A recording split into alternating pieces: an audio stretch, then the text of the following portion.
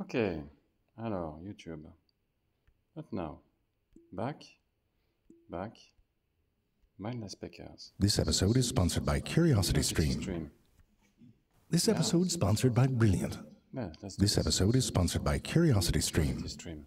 You might think that pigeons are just mindless peckers. Well then, what's this one doing pecking at a computer screen? Why is this one in the box with a banana? And will this pigeon live to see another day? Well, you're about to find out. If you've ever seen a pigeon walk, you might have wondered what's going on with all the head bobbing. Are they broken? And they do a lot of it, up to 8 times a second. So fast, in fact, that it wasn't until the 1960s that they realized that this forward and backwards motion was an illusion. It's not a bob, it's a thrust and stop. You can see it if you slow it down. The head goes first and then stays absolutely still while the body moves forward to join it. And it turns out they're not broken at all. This movement has to do with their vision. Here's one way to look at it. Let's say that you are casually perusing some random page on the internet. You wouldn't do this. Continuous scrolling? No, you can't focus on anything. It'd make you sick. That's why it's hard to go through an Instagram feed with someone else driving, for example. More likely, you would do something like this. Scroll and pause. And that's because the light receptors in our eyes need a moment to recover between images, or else it's all a blur. That's essentially what the pigeon is doing with its head. Now, we don't bob our heads like the pigeon do, but our eyes are constantly trying to keep the world still. Here, try and move your eye from that teal dot to the orange dot along the horizon line. Notice what your eyes are doing. They're jumping a bit, like this. You can try as hard as you like, but you can't move them smoothly. But you don't experience that motion as your eyes jump from one place to the next, because your eyes sort of shut down during those jumps. If you look at this image, you'll notice that your eyes seem to automatically move in the direction of the motion, which is a reflex designed to keep the image still. And these sorts of reflexes are found in almost all animals that have eyes, and are responsible for things like the gyroscopic head of a chicken, a murder chicken. Anyway, if you put a pigeon on a treadmill that's moving at the same speed that they're walking, they don't bob their head when they walk because their surroundings are still. And Pigeon on a Treadmill's the name of your next album. You're welcome. Now, if you spend any time watching pigeons, you might be wondering on a scale of 1 to a leg-humping chihuahua, just how horny are they? I'm sure you've seen it. A male pigeon does this head-bowing thing and waddles up to a female with his tail all fanned out. It can look a bit pushy, to be honest, and a lot of these gestures are the same as a male would use to be aggressive. But in this case, it's more like a dance. Jerry, these are wood pigeons. I don't care if it's cheaper, Jerry. It's the wrong species. How much cheaper? Oh, well, let's hope they don't notice. He bows, and then she might peck at the ground a bit, naughty. And seeing that, he might turn a circle or two and rush towards her and then stop and preen for a moment. It's exciting, gets the hormones flowing. And at this point, he might go in for a little peck, not a kiss, like an actual peck. And that might lead to beaking, which is when you know it's getting real. So she puts her beak inside his beak, and he pukes up a little food for her to eat. I mean, we've all done it. No? Now, of course, reeling from the glorious taste of his vomit, she might squat down, signaling she's up for it. And then it's just a matter of getting her tail feathers out the way.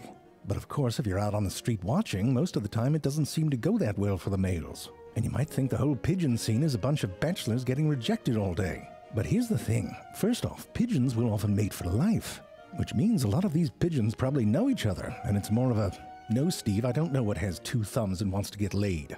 And I told you the joke doesn't work, you don't have thumbs. God. And these displays aren't always just about leading up to mating either. Couples will often do these displays to reconnect, and it can actually be quite adorable. Wings all wrapped around each other. And they do a little version of this dance when it's time to pick a location for the nest. Alright, so we should probably have a chat about pigeon nests. Look at this, I type in pigeons and I can find a whole episode on the pigeons of New York City. There's people who raise them on the rooftops over there. It's an example of why Curiosity Stream is the single best value in entertainment right now, especially if you like the smart stuff. What do you like, dinosaurs? Oh, they got dinosaurs. Curiosity Stream has thousands of documentary films, shows, and series on basically everything that's interesting. The science of cute, that's 2 of my favorite things, and I'm not talking about dill pickles and cream cheese either. You should try it. Listen, I just watched an episode of Economics Explained, where they tried to estimate the economy of the Star Wars galaxy, including the GDP. I almost died of nerd. There's new content that comes out every week for everyone, including the children's. And the crazy thing is they have annual plans that start for under $4 a month. For all of this, it's crazy. I think they need some economics explained to them. Go to curiositystream.com/ZayFrank and use the code ZEFRANK. You'll get 25% off when you sign up. An amazing value, and you'll be supporting a sponsor of this show. Check them out today. Where were we? Oh, right. Now, pigeon nests get a bit of a bad rap. I mean, it's true that some of them look like the pigeons read the instructions after a bottle of tequila and then woke up vaguely remembering that it had something to do with sticks. I mean, come on, that looks like the end of Act 2 in The Three Little Pigs. But before you judge, you should ask what the purpose of that nest is anyway. These sorts of pigeons are essentially domesticated rock doves, and rock doves are cliff dwellers. And in those little cliff hidey holes, the main thing is to make sure your egg don't roll away. They don't have to build some sturdy stick bowl to make it stay in a tree. Although, side note, you don't need a nest in a tree either. It turns out the white tern turns out an egg right into the armpit of a tree branch. No sticks at all, so by comparison, a pigeon is a regular Frank Lloyd Wright of nest building. And even if it is a single stick, don't you worry, those babies are going to be comfy. Mom and Dad are on it, literally. They take turns sitting on that nest and almost never leave it unattended. They take it serious. I mean, you can see they don't even always make it to the outhouse. I know it's not explicitly written in most parenting books, but I do think the norm is to put some distance between the crib and where you shit. No judgment. Anyway, this goes on for a while. Look at the babies. Adorable. If you've never seen a pigeon baby before, it's because they stay in the nest for up to a month after they hatch. And by then, when they can fly away, they look all grown up. And there it is. That's the life of a pigeon. Do a little dance, make a little love, get down, or a stick, for the nest. Rinse and repeat. And you might wonder if maybe there's not that much going on in those little noggins. And of course, that's why they put one in a box with a banana. See if the pigeon could work that out. I know the temptation here is to feel superior, like, come on, I could do that. But listen, have you ever been in a box with a banana? Might be kind of overwhelming. Going through the life choices you made that led you to that moment, and depending on how ripe the banana is, it might stink in there. I mean, it's enough to make this pigeon forget it can fly, But it eventually has the wherewithal to use the little stool when it gets a bit peckish. And once you show a science hippie you can do something like that, forget about it. They're testing you on everything. They wanted to understand courtship better and set up a whole video dating scenario. And it worked. The pigeons saw each other on the screen and started doing, the moves. But then the science hippies put a delay in the feed.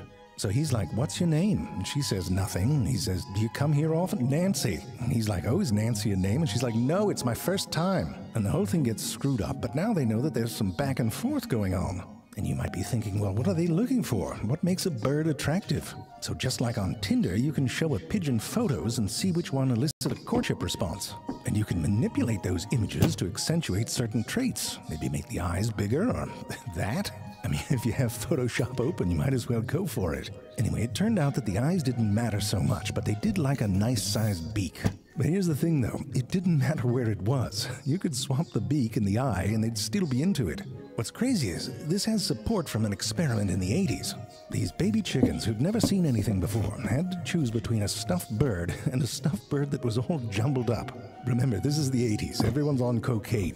This is what science was back then. Anyway, the chicks didn't mind the jumbling as long as there was an intact face.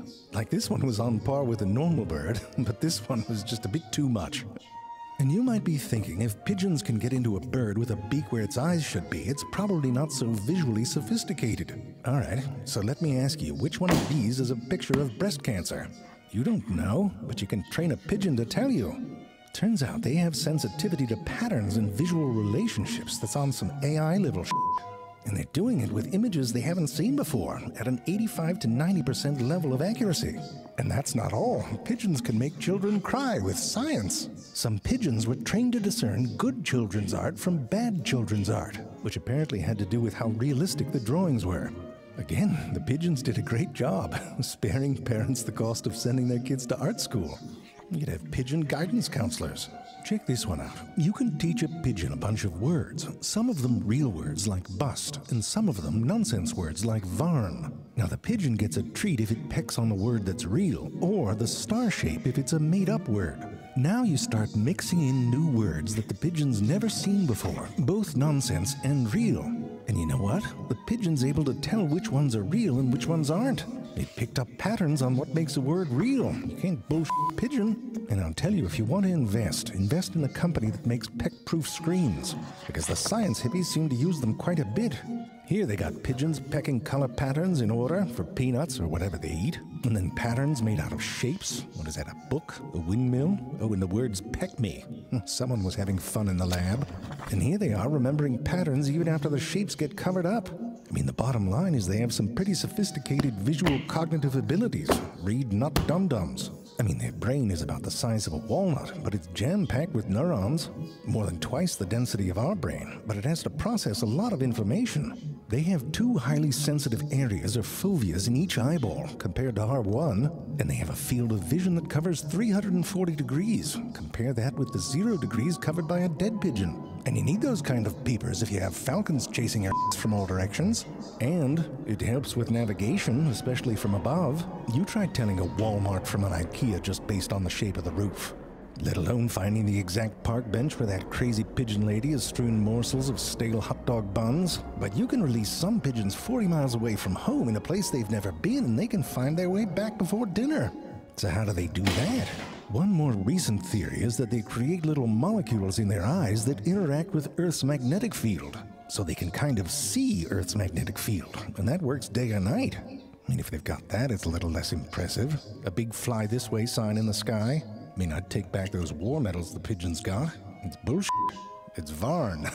He don't puke in my mouth no more. He don't drag his tail on the floor. I think this pigeon love is gone. I think this pigeon love is over. Pigeon love, we're getting shit on from above. Pigeon love, we're getting shit on from above. He don't puke in my mouth no more. He don't drag his tail on the floor. I think this pigeon love is gone. Pigeon love is over. Pigeon love, we're getting shit on from above. Pigeon love, we're getting shit on from above.